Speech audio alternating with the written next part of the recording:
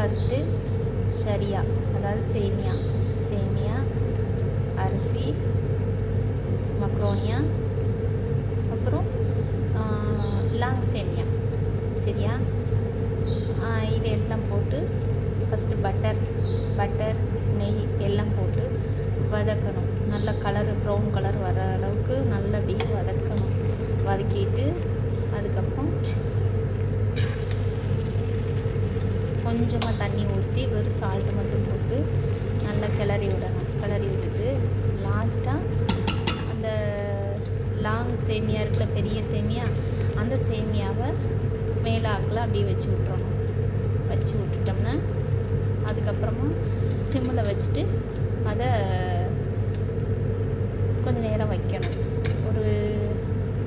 கொஞ்சம் அது வெந்து வர வரைக்கும் வச்சிட்டோம் அப்படின்னா அதோட ஆஃப் பண்ணிடலாம்.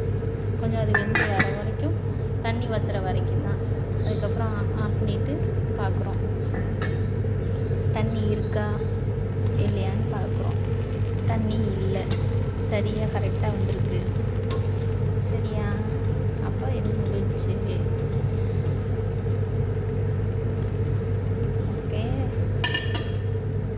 இதுதான் அருவியோட ஃபுட்டு. இதுக்கு இது வந்து சைடிஷ், அதாவது அரபி பாஷையில் தக்குஸ்ன்னு சொல்லுவாங்க. இந்தியாவில் வந்துட்டு இது தக்காளி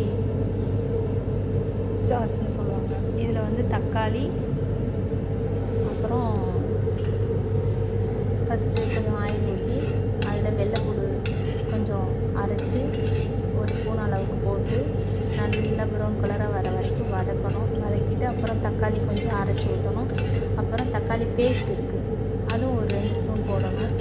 அப்புறம் தேவையான அளவு உப்பு, அப்புறம் கொஞ்சோண்டு ஜீரகத்தூள், மல்லித்தூள் போட்டுறணும். கொஞ்சோண்டு சுகர் கொஞ்சம் போடணும் இதில். சரி, இது உடைய சைடிஷ்.